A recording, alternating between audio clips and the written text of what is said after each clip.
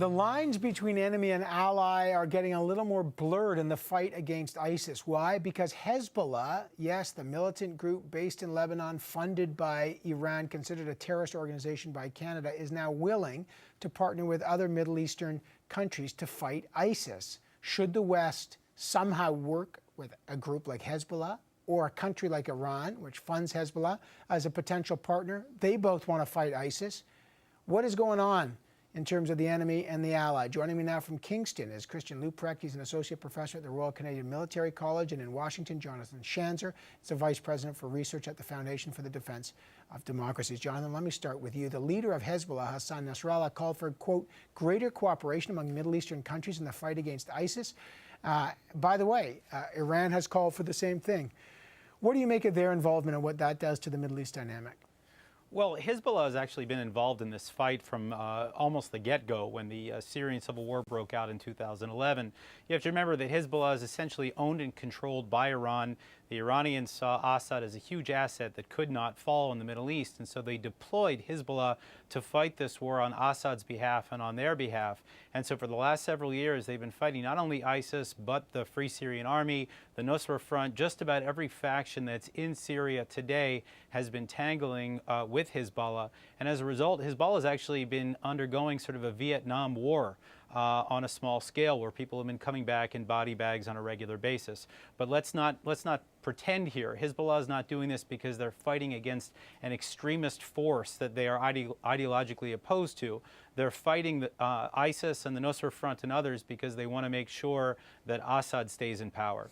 All right, Christian, how do you read what's happening between Hezbollah, Iran, and what message they're trying to send to the West? Yeah, so I've long argued that people talk about boots on the ground, that the problem here isn't boots on the ground. The problem is that the boots on the wrong feet. They're on the feet of Assad's troops and of the Iranian troops and of Hezbollah. And so Hezbollah is trying to point out here that, well, the air campaign is only getting you so far and you're having trouble making inroads on the ground. So perhaps if you want to work a bit more closely with us, then that might actually get you a bit further. But I think there's some other dynamics at work here as well. I think Hezbollah is trying to avail itself of this opportunity to try to rehabilitate itself somewhat in the eyes of the West. And of course, this is entirely opportunistic because we have a very precarious balance of power in Lebanon, and so any ability to reinforce Hezbollah would come at the detriment of the other forces that are at work. What do you mean rehabilitate itself? Tell me about that. Obviously, Israel had long fights with Hezbollah. They're funded by Iran. The U.S. is meantime trying to negotiate some nuclear containment deal with Iran. What are you talking about there? So, right, so I think the nuclear issue is one dimension here of where Iran's trying to get some leverage. The other is, of course, that we need some exit strategy for the Middle East. And nobody here currently has a concrete strategy of what comes next, what's the end game. And one of the end games is, well, what are the alternatives that are around? Well, there's Hezbollah as a possible alternative.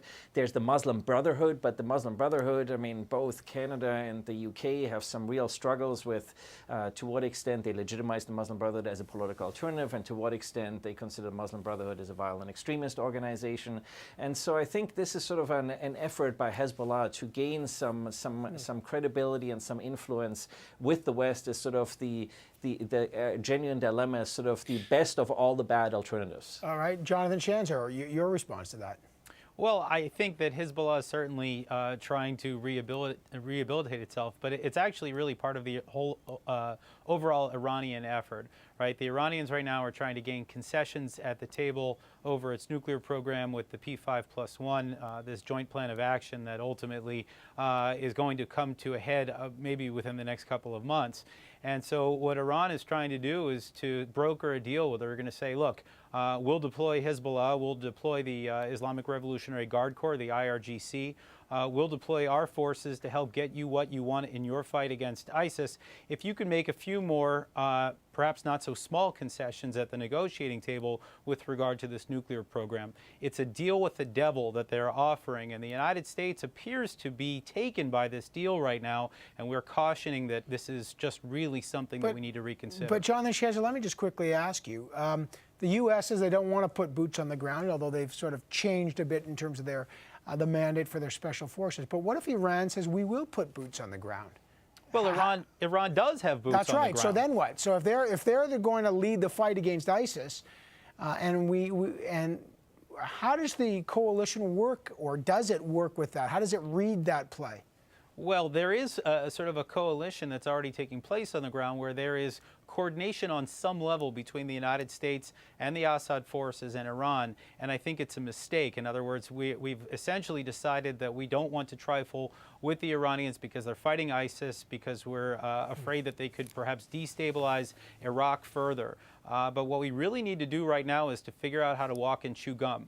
That, yeah, we need to fight ISIS, we need to defeat ISIS, but we also can't let Iran become this regional power, because we're already seeing what that looks like, where they've got control in Yemen, they've got control in Iraq, they've got control in Syria, they've got control in Lebanon, and this is not a force for good. This is a force for destabilization over time and radicalization over time. Again, Christian, weigh in on this, because, I mean, the complexities. We know that within the current fight against ISIS, as Jonathan's pointed out, there's larger long-term plays about regional control here. What strategy, in your view, is the most pragmatic and has the greatest chance of some kind of long-term stability here? Well, the Iranians have shown themselves very effective on the ground, not just through Hezbollah, but quite concretely through the Al-Quds brigades. When ISIS expanded so dramatically, it was actually the Iranians, once ISIS sort of threatened some of the Shia shrines, that called in the Al-Quds brigades and that successfully fought off ISIS. And so it's Iranians and Iranian-backed troops that have in some ways proven themselves as sort of the one force that is actually able to stand up to this organization. But at the same time, of course, the Iranians are directly or indirectly accused of meddling throughout the entire region, from Yemen right through to Libya. And so there's a broader concern here that Iran is trying to capitalize on the challenges with regards to ISIS and on the coalition that's trying to fight ISIS, to expand its overall power and influence. And at the same time, I think that is deeply disconcerting, of course, to the Gulf state allies, and in particular Saudi Arabia. I got 60 seconds here. 21 Coptic Christians executed by ISIS on the beaches of Libya. Egypt is now drawn into the fight. Where does that go, Jonathan Schanzer? Well, this is a fight that I think Sisi is willing to engage in. He's actually now calling for the United Nations to get involved. But Sisi has been fighting radical forces in the Sinai. He's got a fight to his east. Now he's got a fight to the west. I think this is something that's going to expand over time. It's sort of somewhat remarkable, but Egypt is becoming one of the reliable players in the fight against militant forces in the Middle East. And Christian Luprecht, your view on that?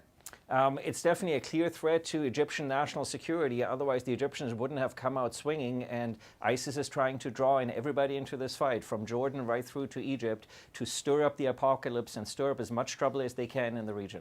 Yeah, all right. Well, there's obviously, this is at the beginning of a very complex file. Christian Luprecht, Jonathan Schanzer, great to have you trying to unpack and connect some of the dots here for us. I appreciate that. Thanks so much. Thank you.